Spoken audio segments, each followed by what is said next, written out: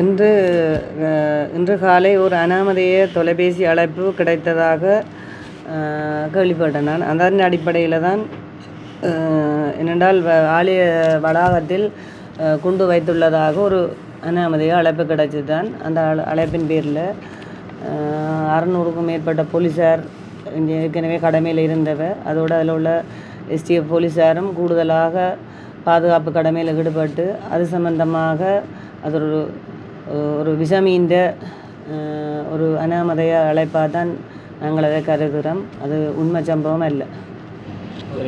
வணக்கம்.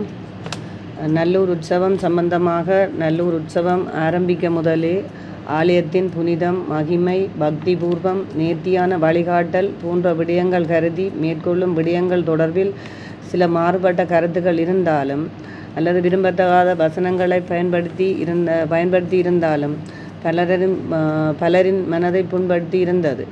எனவே நல்லூர் கந்தனின் அருளால் 19 நாள் திருவிழா மிகச் சிறப்பாக இடம்பெற்றுள்ளது. எனவே இன்று காலை கூட ஓர் விஷமியின் அனாமதேய அழைப்பால் ஆலய சுற்றாடலில் ஒரு பெரும் நெருக்கடி எதிர்கொள்ளப்பட்டது.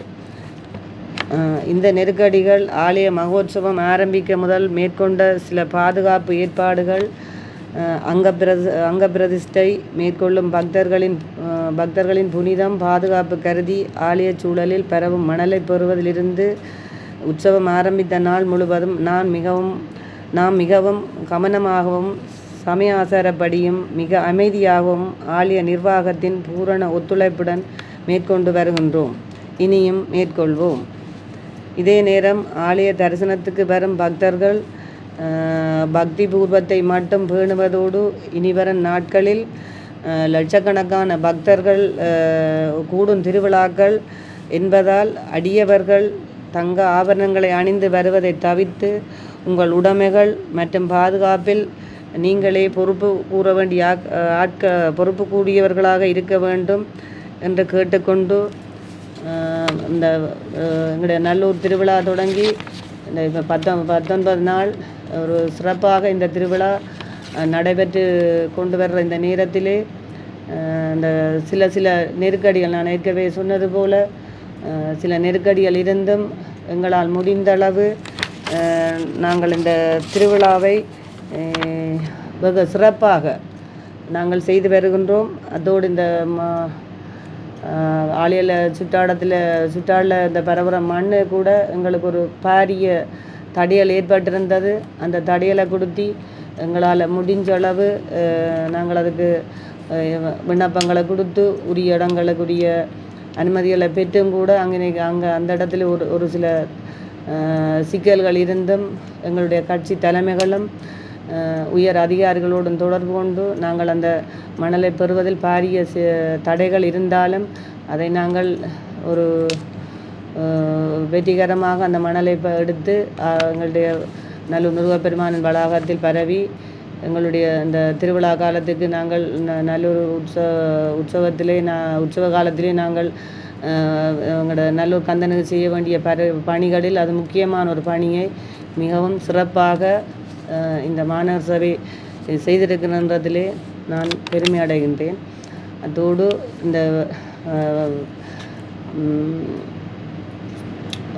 வீதி தடைகள் அது சம்பந்தமான போன்ற பல்வேறுபட்ட சிக்கல்கள் மத்தியிலும் இந்த வீதி தடைகள் போடப்பட்டதென்ற நோக்கம் பொதுமக்கள் இந்த பாதுகாப்பு மற்றது இது சம்பந்தமாக ஏற்கனவே உங்களுக்கும் தெரியும் எல்லோருக்கும்.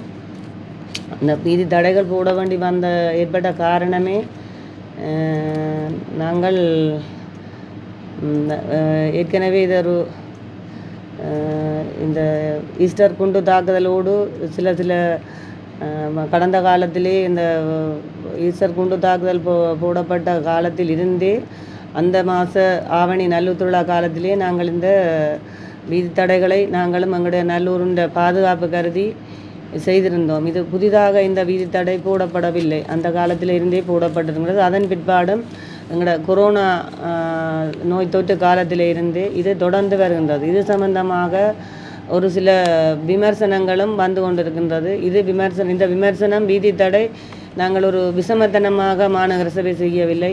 பொதுமக்களின் பாதுகாப்பு அத்தோடு அந்த எங்களோட சுகாதாரம் என்னென்னு சொன்னால் வீதி தடையில் ஆலயத்தின் புனிதம், அதின் பக்தி, அதின் மகிமை, அதிൻ്റെ ஒரு நேர்த்தியான வழிகாட்டலும் எங்களுக்கு தேவை. அத்தோட இந்த எங்களோட சுகாதாரமும் எங்களுக்கு முழுதாக இந்த வீதி தடைகளில் இருக்கிறதால ஒரு சுகாதாரம் பேணப்பட. குறிப்பாக அவங்கள சொல்ல போனால் இந்த சுண்டல் அப்படியான அந்த இனிப்பு பண்டங்கள் இதெல்லாம் சாப்பிட்டு ஆலய சுற்றாடலே அவர்கள் அந்த தங்களுடைய கழிவுப் பொருட்களை எறிஞ்சிட்டு போய்க்கு எங்களுடைய மாநகர சபையின் ஊழியர்கள் அந்த அடுத்த நாள் தங்களுடைய காலைக்குரிய சேவைகளை செய்யக்கு அதுவும் ஒரு பாரிய இடையூறாக இருக்கிறதுல அதுவும் ஒரு காரணமாக அமையலாம் என்றதுக்காண்டி இந்த வீதி தடைகளை நாங்கள் செய்திருக்கிறோம். இதில் எந்த விதமாக நாங்கள் எங்களுடைய தனிப்பட்ட ஒரு அந்த அதிகாரம் அப்படி என்றெல்லாம் சில கருத்துகள் வந்திருந்தாலும் இது அப்படியான ஒரு தனிப்பட்ட கருத்து அல்ல.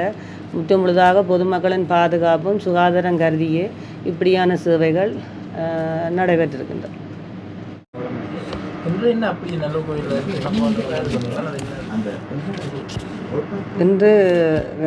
இன்று காலை ஒரு அனாமதேய தொலைபேசி அழைப்பு கிடைத்ததாக கேள்விப்பட்டேன். நான் அதன் அடிப்படையில் தான் என்னென்றால் ஆலய வளாகத்தில் கொண்டு வைத்துள்ளதாக ஒரு அனாமதேய அழைப்பு கிடைச்சது தான். அந்த அழைப்பின் பேரில் 600க்கும் மேற்பட்ட போலீஸார் ஏற்கனவே கடமையில் இருந்தவர், அதோடு அதில் உள்ள எஸ்டிஎஃப் போலீஸாரும் கூடுதலாக பாதுகாப்பு கடமையில் ஈடுபட்டு அது சம்பந்தமாக அது ஒரு விஷமீந்த ஒரு அனாமதேய அழைப்பாக தான் நாங்கள் அதை கருதுகிறோம். அது உண்மை சம்பவம் அல்ல.